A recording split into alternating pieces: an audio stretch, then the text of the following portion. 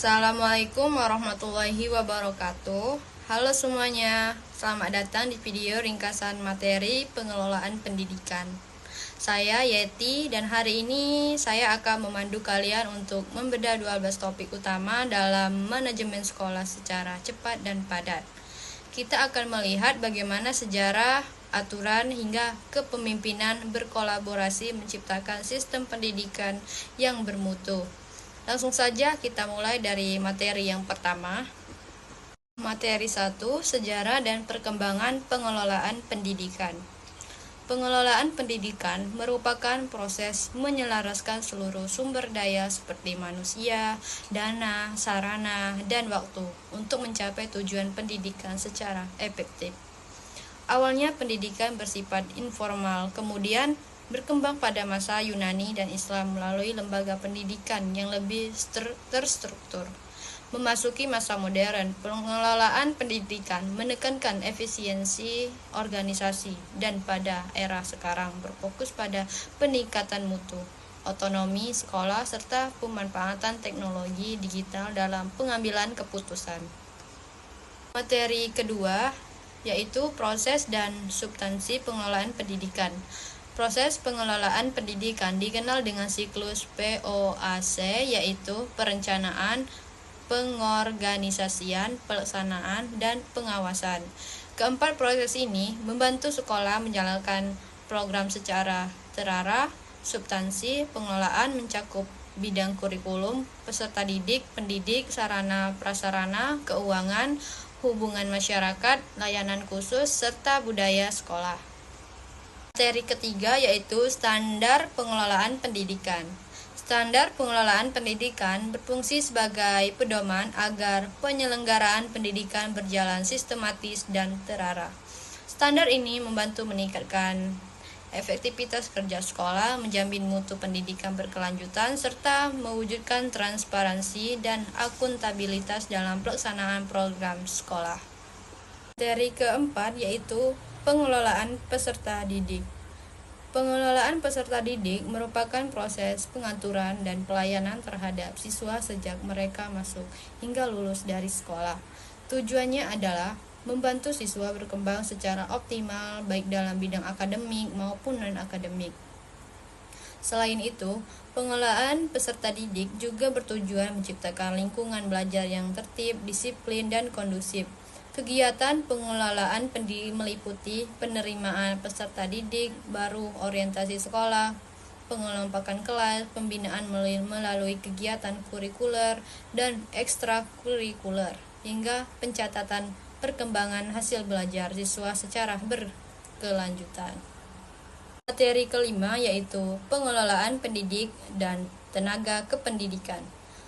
Pengelolaan pendidik dan tenaga kependidikan merupakan upaya untuk mendayagunakan sumber daya manusia di sekolah secara efektif dan profesional. Proses pengelolaannya meliputi perencanaan kebutuhan tenaga pendidik, rekrutmen dan seleksi, penempatan sesuai bidang keahlian, pembinaan dan pengembangan kompetensi, serta evaluasi kinerja secara berkala. Dengan pengelolaan yaitu baik kualitas pembelajaran dapat meningkat dan tujuan pendidik lebih mudah tercapai. Materi keenam yaitu kurikulum dan pembelajaran. Kurikulum merupakan pedoman utama dalam pelaksanaan pendidikan karena memuat tujuan, materi, strategi, dan evaluasi pembelajaran. Sedangkan pembelajaran adalah proses interaksi antara guru dan siswa dalam rangka mencapai tujuan yang telah ditetapkan dalam kurikulum.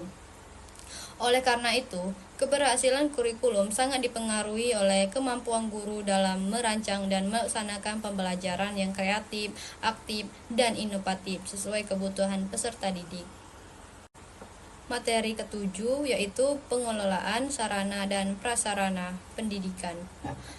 Pengelolaan sarana dan prasarana pendidikan bertujuan memastikan tersedianya fasilitas belajar yang memadai serta mendukung kelancaran proses pembelajaran. Proses pengelolaannya meliputi perencanaan kebutuhan, pengadaan, dan penggunaan, pemeliharaan, hingga pengawasan sarana prasarana secara berkala. Dengan fasilitas yang terkelola dengan baik, kegiatan belajar mengajar dapat berlangsung lebih efektif dan nyaman. Materi 8 yaitu pengelolaan keuangan pendidikan.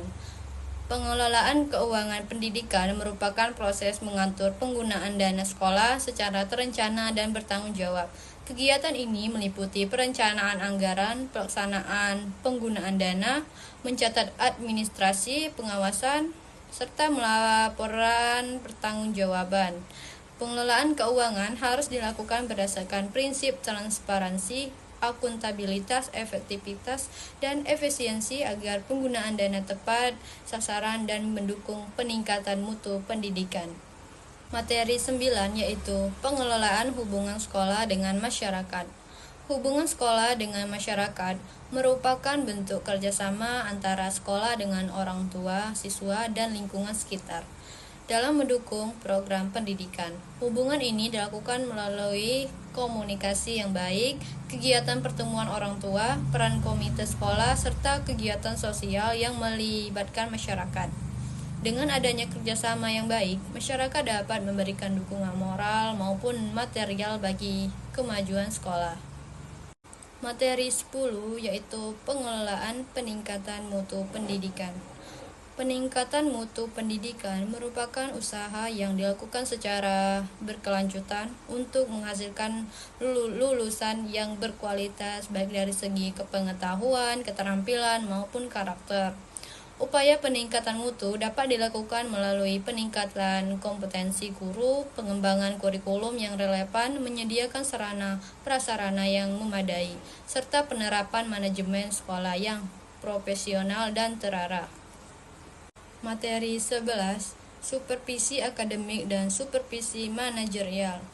Supervisi akademik merupakan kegiatan pembinaan yang dilakukan untuk membantu guru meningkatkan kualitas proses pembelajaran di kelas. Sedangkan supervisi manajerial berfokus pada peningkatan kualitas pengelolaan administrasi dan organisasi sekolah. Kedua jenis supervisi ini dilakukan secara objektif dan berkelanjutan agar mutu pendidikan di sekolah dapat terus meningkat. Yang terakhir materi 12 yaitu kepemimpinan pendidikan dan pengambilan keputusan. Kepemimpinan pendidikan merupakan kemampuan seseorang pemimpin sekolah dalam memengaruhi, mengarahkan, dan menggerakkan seluruh warga sekolah untuk mencapai tujuan pendidikan bersama. Dalam pengambilan keputusan, seorang pemimpin harus mempertimbangkan data yang akurat, berbagai alternatif solusi, serta dampak dari keputusan yang diambil agar keputusan tersebut dapat diterima dan dilaksanakan dengan baik oleh seluruh warga sekolah. Baik, dapat disimpulkan bahwa keberhasilan pengelolaan pendidikan sangat bergantung pada kerjasama seluruh warga sekolah, mulai dari kepala sekolah, guru, tenaga kependidikan, peserta didik, hingga masyarakat. Semoga ringkasan materi ini bermanfaat dan dapat membantu memahami pengelolaan pendidikan dengan lebih mudah. Saya akhiri, wassalamualaikum warahmatullahi wabarakatuh.